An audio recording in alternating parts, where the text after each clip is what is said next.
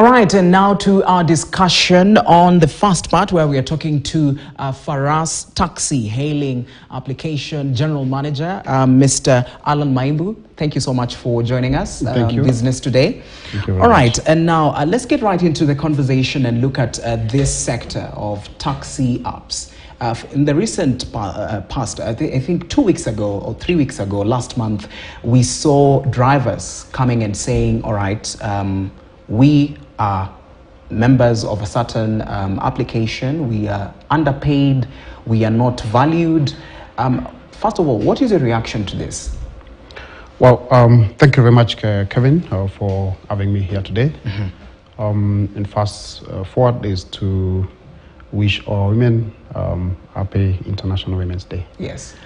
My reaction to the drivers' complaints about the way the taxi hub have handled them previously, to some extent is true, and to some extent there's a lot of discussion that we need to discuss around that issue.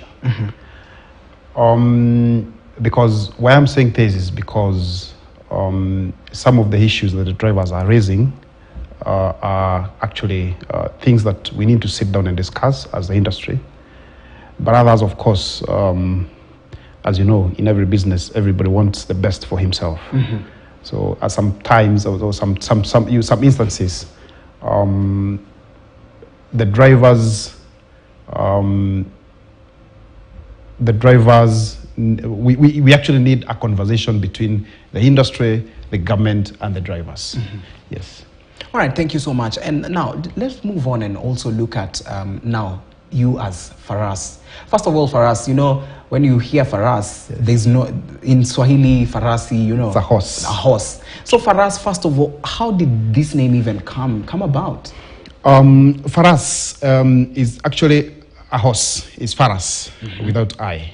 It's an Arabic one to mean Faras, a horse, Faras.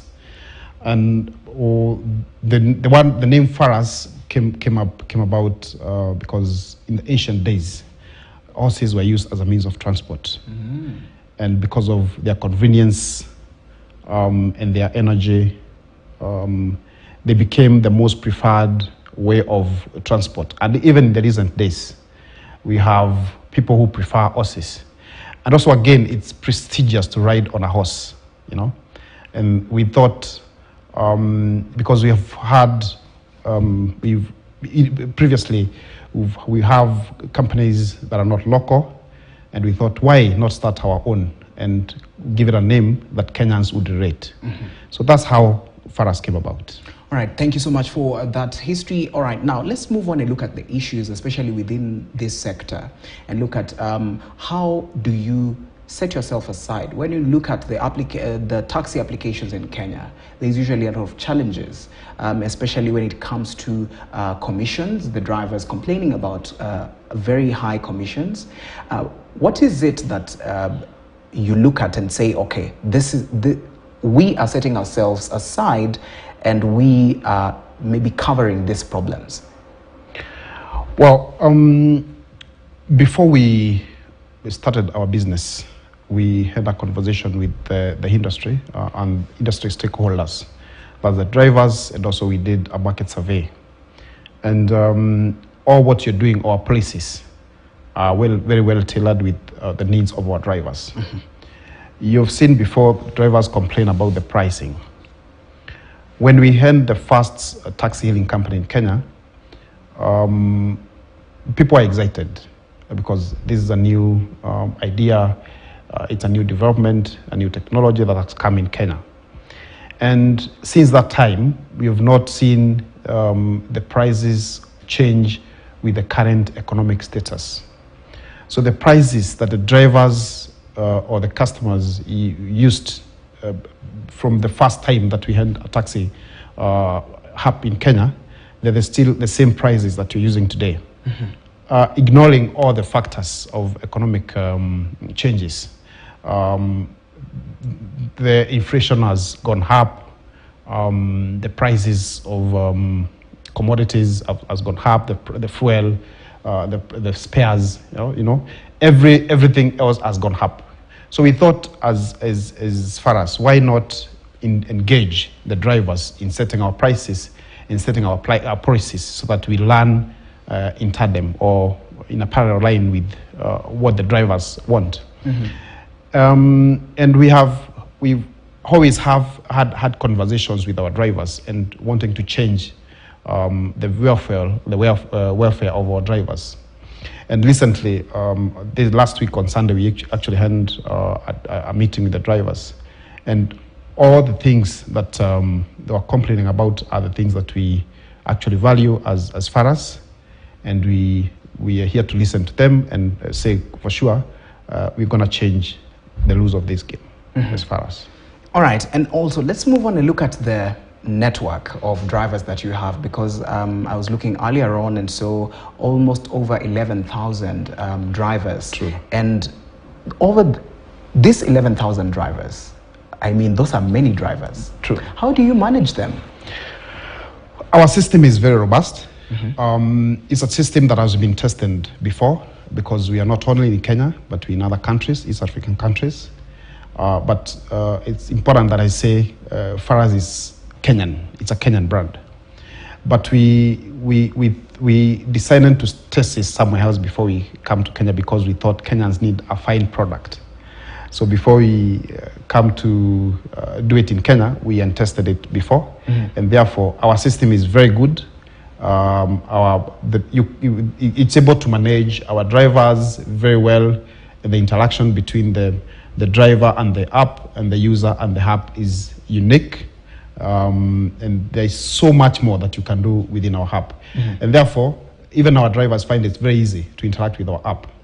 And to say is that we are also available.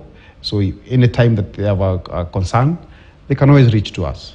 All right, you've very well said it, but you see now also, how many drivers do you have in Kenya?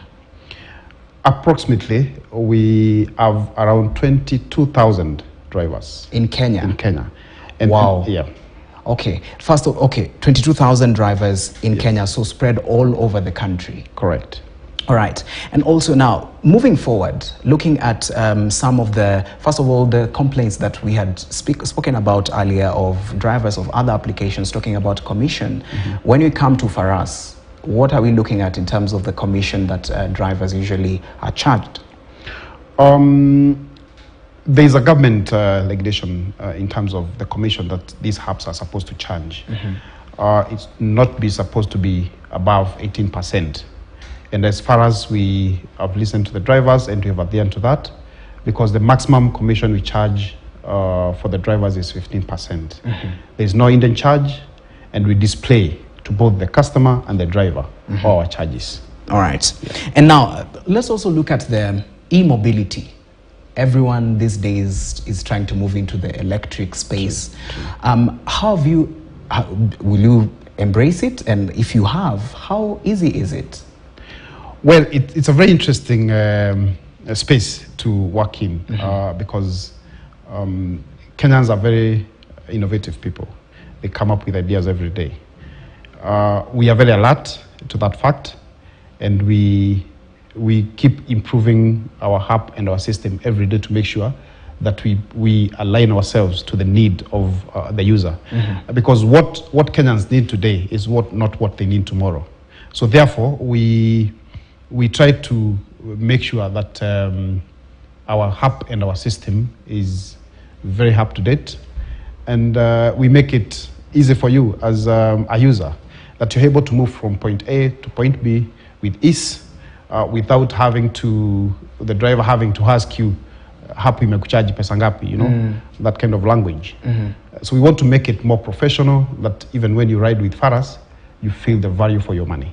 So therefore, that means you're going to embrace the electric way? Correct. All right, that's really good to know. All right, so now let's also look at the issue of the gaps within the sector when it comes to the gaps that need to be filled in order for this sector to just run smoothly. Because as we move on, many applications are going to be coming with maybe new forms of operations. So what are some of the gaps that when you look at in the sector, you're like, okay, they need to be filled, something needs to be improved?